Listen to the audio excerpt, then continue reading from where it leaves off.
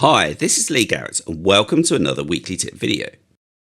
We've recently been focusing a lot more on some core features within the OS of our devices. Now today's tip video is going to extend that theme as we take a closer look at Spotlight on macOS.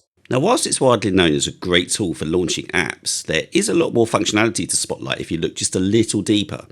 So let's take a look at what we can do with it.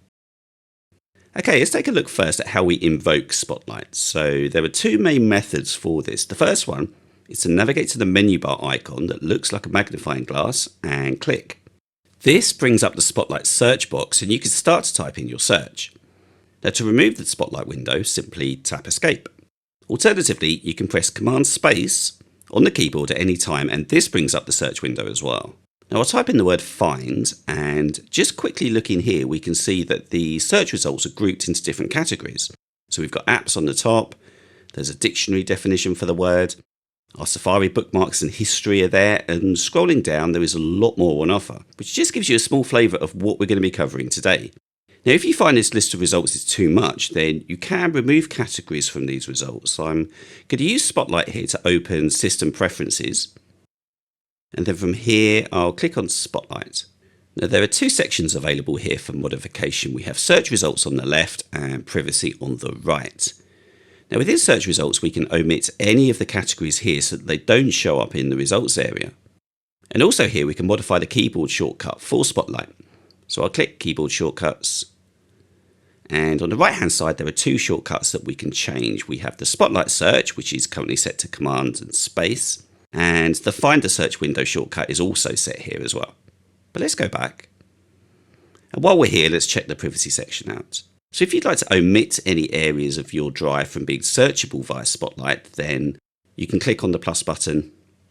And this brings up a Finder window and you can choose a folder to omit. And then to remove it, simply click the minus button. Okay, let's close that and bring up Spotlight again. So what can we launch with Spotlight? Well, first and foremost, we can launch apps. So I'll type in EXE for Excel, and you can see that I don't need to type in the whole word. Spotlight will intelligently identify what it is that I may be looking at. Now I can use the arrow keys here to navigate through the results if I wish, but I do indeed want Excel, so I'll highlight that and press Enter. And Excel opens. So this means that I don't need to have it in my dock or have a desktop shortcut to have quick access to it. Spotlight's got me covered. Spotlight can also search through your Safari bookmarks and history as well. So I'll start typing Super Tab, and there are a few results here because I've recently completed a screencast online video on that particular app. So there are documents with Super Tab in the title, there's a System Preferences pane because I installed it. However, I did complete some research naturally on the application to make sure that I covered as many features as possible, and I could see the pages that I visited in the bookmarks and history section here. So I'll select one and the page opens.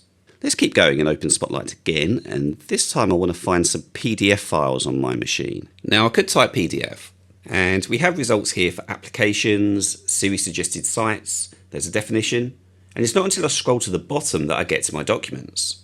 If I want to just search for documents, then what I'll do is I'll change the search to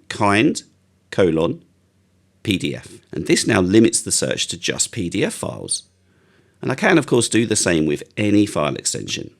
Now Spotlight does have natural language parsing built in as a feature as well, so if I wanted to look for any emails that were received yesterday, I can simply type mail from yesterday, and there are two results sitting there. I don't use this email account a lot, as you can see.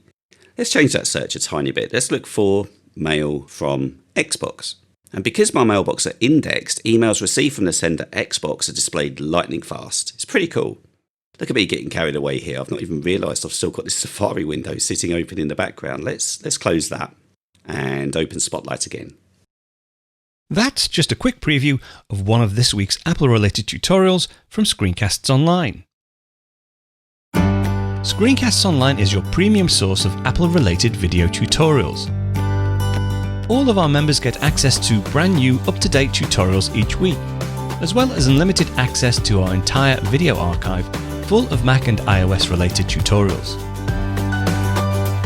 You can stream and download all of our videos on your Mac, iPad and iPhone, and even your Apple TV using the members-only Screencasts Online Apple TV app.